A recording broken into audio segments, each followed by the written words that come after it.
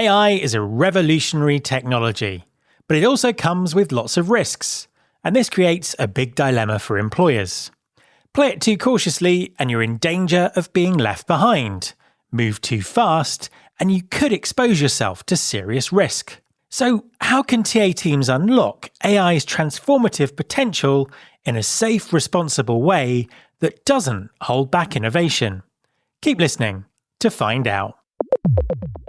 Support for this podcast comes from Greenhouse. Greenhouse is the only hiring software you'll ever need. From outreach to offer, Greenhouse helps companies get measurably better at hiring with smarter, more efficient solutions powered by built-in AI.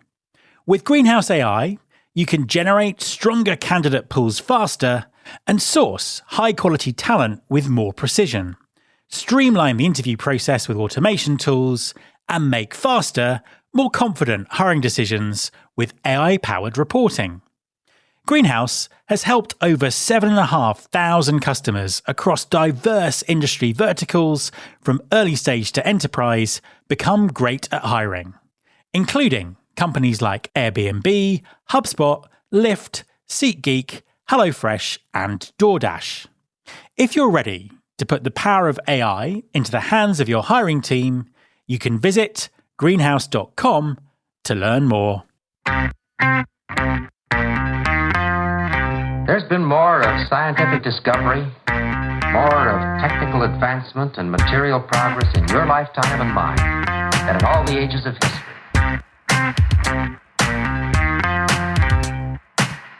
Hi there, welcome to episode 729 of Recruiting Future with me, Matt Alder. Recruiting Future helps talent acquisition teams drive measurable impact by developing strategic capability in foresight, influence, talent, and technology.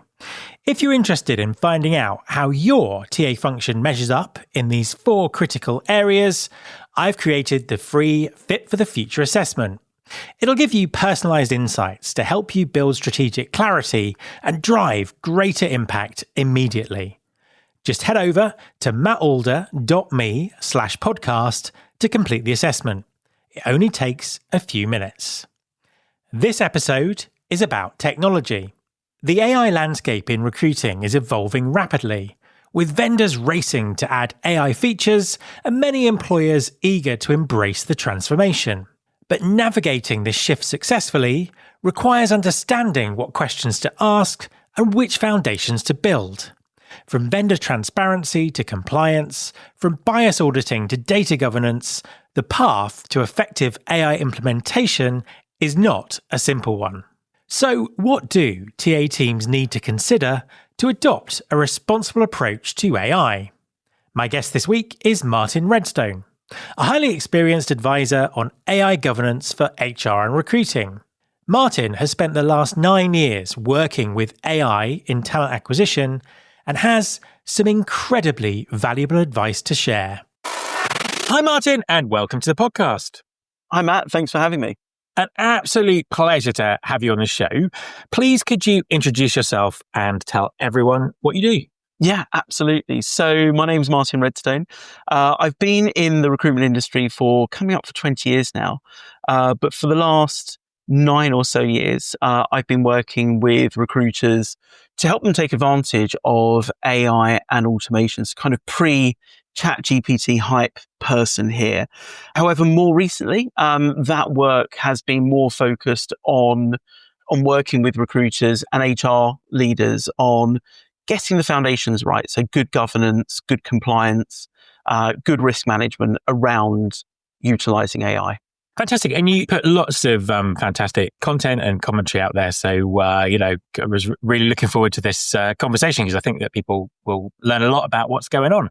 But before we get into sort of compliance and regulation and all of those kind of things, I mean, just give us your take on what's good about AI. Why should people be using AI in talent acquisition? First of all, a key part of the work I do is to not put people off of using AI. I'm very, very pro AI.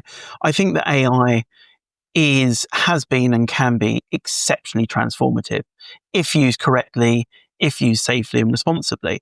We hear all the old kind of sayings, it's going to reduce the amount of time you spend on admin. That's a good thing. Absolutely a good thing, because nobody ever becomes a recruiter to do administration and to fill in boxes on an IT system. It's going to absolutely change the way that we analyze data, the way that we analyze people, the way that we break down what a job actually means into its subsegment of tasks.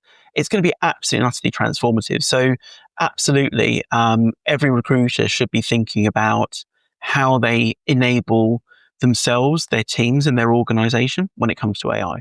Absolutely. And I think the challenge for a lot of people is very difficult to learn about, because it's always changing. It's always a moving target. And it's also an area where I think you don't know what you don't know. So, I've seen people who consider themselves to be sort of fully AI enabled and trained up, and actually they've barely scratched the surface. Do you think that's kind of a big problem? I think so. I think one of the biggest problems that I come across is that the advent of generative AI, the advent of ChatGPT, and all the other kind of language model based chatbots out there have created and I said this to somebody the other day, which is whilst they are full of hallucinations themselves, they've created hallucinations in people, where people now think that because they get half decent results from a language model based chatbot, that they now know everything about AI. And AI has been around for so much longer than 3 years. And it's so much more than a language model and generative AI.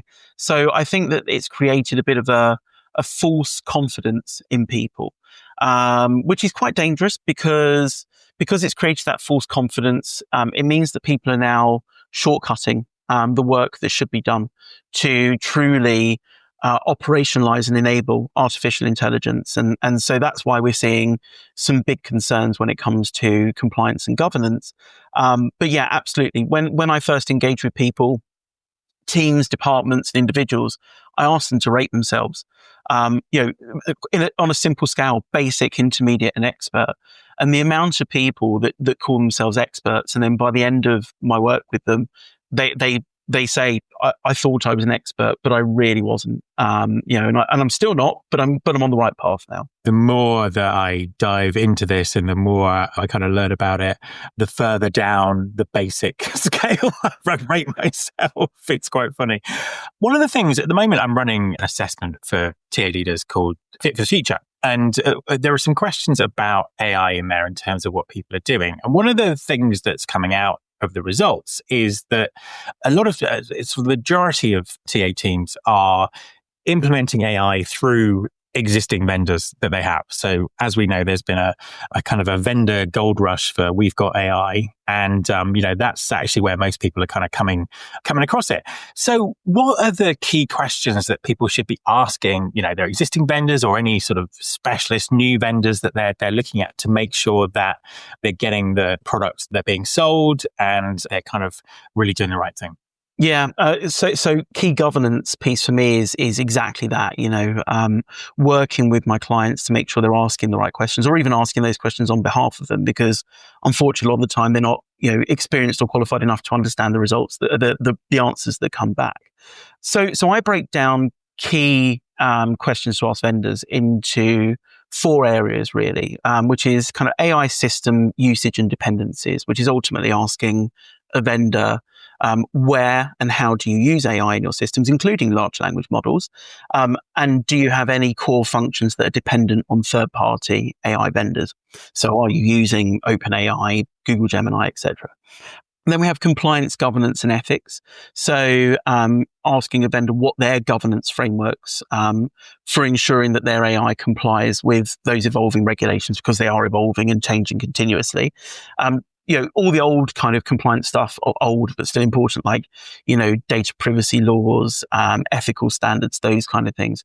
But more importantly nowadays, more than ever, training data. Training data is the source of all bias. So, can a vendor share the source, privacy considerations, legal status of their training data, and do they have human oversight availability? So, what role do humans play in governance and oversight of the AI's development, ongoing performance, and especially any handling of exceptions. Can we have humans in the loop?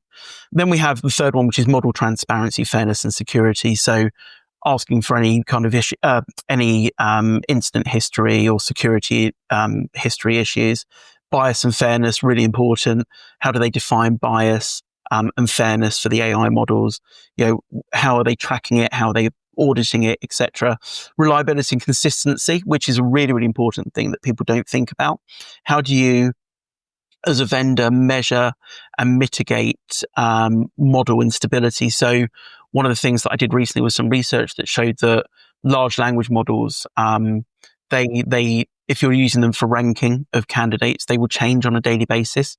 So how do you measure that? How do you manage it? How do you report on it? And also, we look at completeness and shortcuts, which is how do we ensure that systems process all relevant information, because we also find that large language models don't always process all information. And then finally, in that area, we have accuracy and hallucinations. Another key point that people don't think about is that large language models have hallucination indexes. So ultimately, how are they measuring it? How are they mitigating against hallucination? And finally, the fourth area, I know it's a bit long-winded, but it's quite important, is data management updates and user support, which we should be asking any vendor, which is how are you handling data from a GDPR or data security perspective? What's your kind of deployment, implementation, partnership model? And then also from an AI perspective, how do you handle explainability? So not only how can we contact you from a support perspective, but if we're asking you to provide meaningful explainability on how an AI model works, can you provide that in a natural language way? And those are kind of the key questions that we tend to ask. Is your TA function fit for the future? Over the last 10 years, I've done podcast interviews with hundreds of the world's most successful TA leaders and discovered exactly what they all have in common. 4 critical capabilities that drive their strategic impact: foresight, influence, talent, and technology. I've created a free assessment specifically designed for busy TA leaders like you to benchmark your capabilities against these 4 essential areas. You'll receive clear insights into your current strengths and opportunities, with practical guidance on enhancing your strategic impact. The assessment is completely free, takes 5 minutes to complete, and you get your results instantly. Benchmark your talent acquisition capability right now and start proactively shaping your future. Visit mattalder.me/podcast. That's mattalder.me/podcast. I suppose just in that explainability bit, what level of transparency should people expect? Because, it can be difficult sometimes when talking sort of technology to kind of really appreciate what you should be being told. So, first of all, what level of transparency should people expect? And then secondly, tell us about the sort of the third party auditing, or, how can people be sure that they're getting, accurate information? Yeah. So transparency is really important as far as I'm concerned in all parts of your AI operations and AI enablement, from telling a candidate on your career page how you use AI and how you use technology in the process, through to, and to answer your question, if you're speaking to a vendor and you want to know how the AI model makes a decision, how the algorithm works, they should be able to explain that to you in a natural language way that a non-technologist should be able to understand. That's the kind of basic level as far as I'm concerned. And that enables the recruiter to be able to reiterate that back to a candidate as well. It should be understandable to a non-technical person in a natural language way. So third-party auditing is really, really important. So what we've seen recently in the industry has been a lot of news around not only alleged bias in systems, but also we've seen recently around some data security issues as well. So I think it's super important to make sure that vendors and also internal teams are seeking third-party assurance. There are plenty of solutions out there. FairNow, Warden AI, they're all great partners to provide that kind of third-party assurance around bias auditing, around data security, information system management, absolutely everything. But I think the thing to remember on that is that, especially in Europe anyway, is that not only vendors that are responsible for that, but also internal teams are also responsible to ensure that that they're also being audited and checked for any bias in their systems as well. I know it's the same in the US. And I suppose that kind of brings us to fairness and ethics and all of those kind of things. But in terms of kind of actual regulation, I mean, what's the state of play at the moment? Because I know that we've seen there are state laws in the US. There's the EU AI Act, which is coming on stream at some point. The UK seems to still be very much in a arguing with itself stage about where to draw the line. What's the current state of regulation, and what can we expect in the near future? Yeah, I mean, look, we can sum it up by saying it's really messy right now. The US changes its mind every few months around what it's going to do from a regulation perspective, whether that be, federal regulation, whether that be state-based regulation, whether that be federal regulation banning state-based regulation, is all over the place. We saw last week the US federal AI action plan coming out from the White House, which I think really set the scene for what's going to happen over in the US, which is pretty much deregulation, pro-innovation, let's move fast, let's win this AI war type of situation. And that's totally and utterly at loggerheads with the EU, where the EU, some would say, have over-regulated artificial intelligence, but they've done it from a trust and responsibility perspective. And that's just the two big players. We then have, other areas like South America, Australia, Japan, that are all bringing in regulation that is somewhere between the US and Europe on that spectrum. Over here in the UK, what we have seen is a new hope that there's an AI bill moving through our Parliament right now, which is being pushed out of the House of Lords by Lord Holmes. What we're seeing there is potentially a new regulator being created, or most of the responsibility being pushed on a former regulator like the Information Commissioner's Office, who have done the most when it comes to AI so far. But we're not sure what that's going to look like. It's definitely going to be, I think, kind of halfway between Europe and the US. We're still very pro-innovation here in the UK, but we're also very pro-regulation as well. So it's going to be an interesting, I'd say, 6 to 12 months here in the UK to see what happens. But yeah, I think the advice that I tend to give to my clients is, if you're global, then I would regulate based on the EU AI Act, because it's pretty much the strictest out there. And if you're doing that and you're in a jurisdiction where there is no regulation, then you're covered ultimately. So it's a bit of a mess right now, regulation.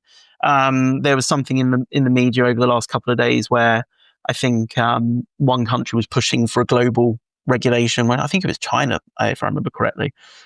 So yeah, there's lots going on. Really lots going on all over the world. It's a very messy place. There are some great regulation trackers out there.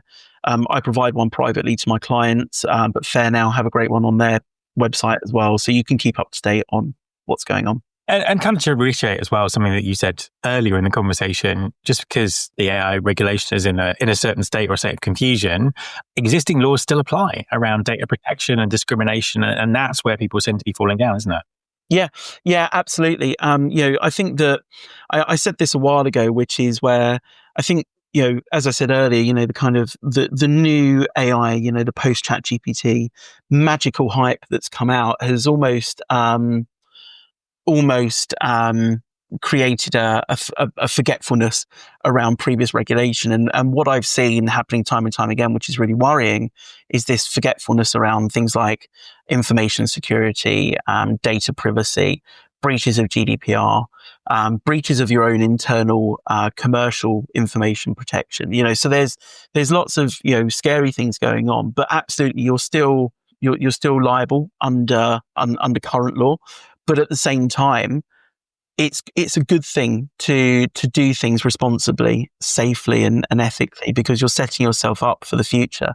There's a year to go, literally just over a year to go until the high risk element of the EU AI Act, which includes employment, comes into play.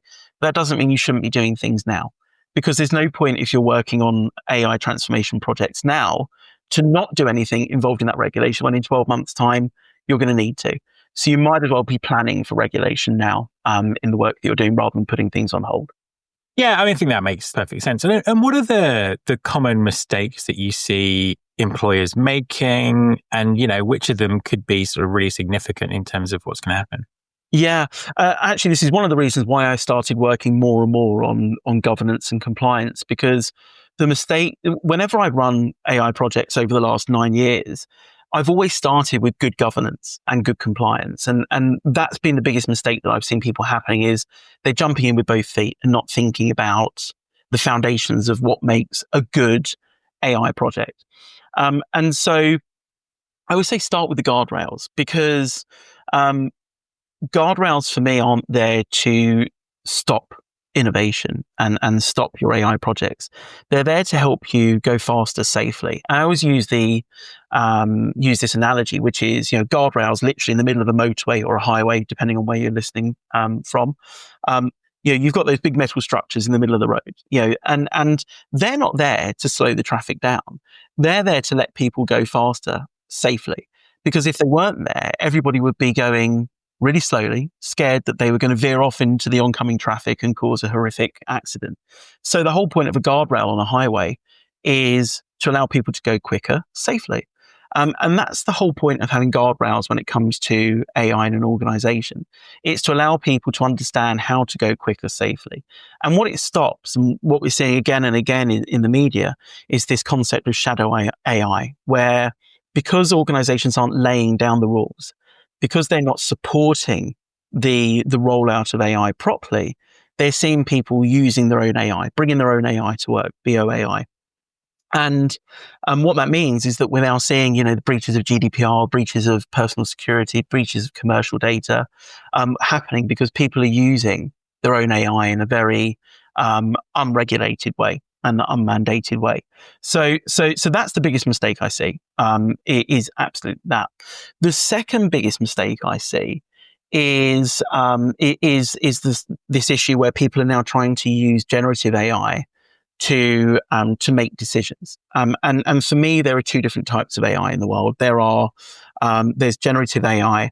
And there's decision-based AI.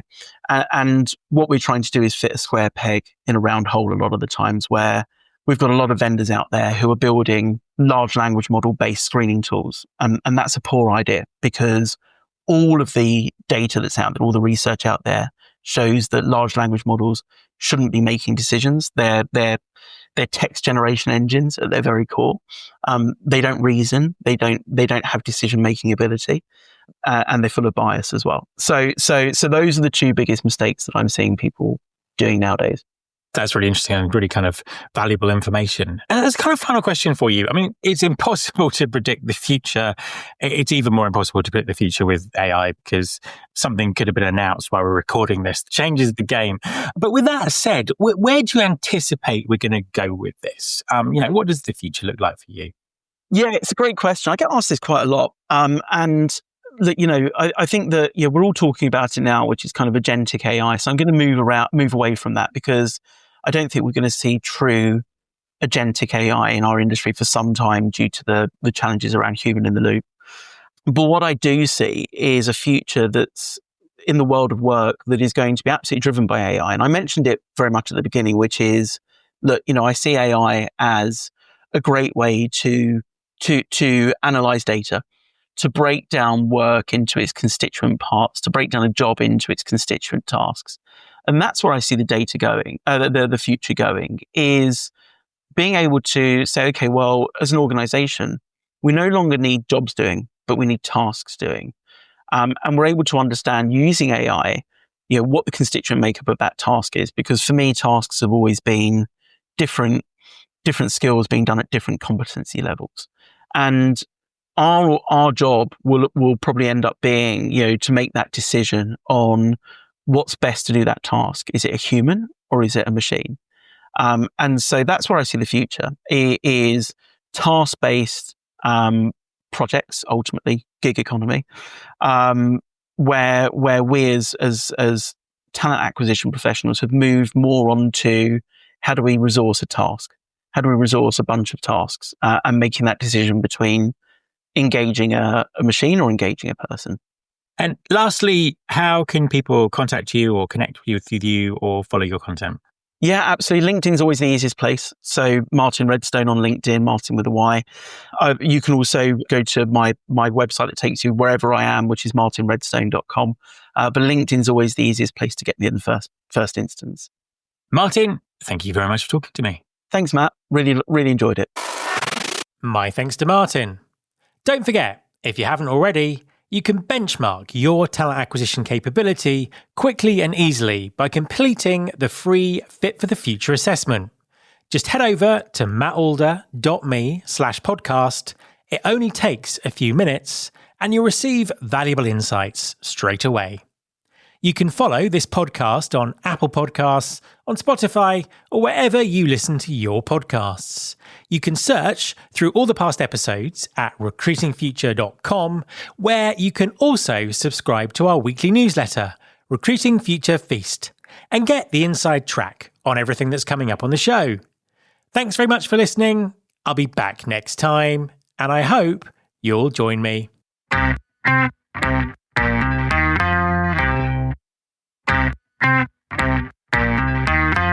This is my show.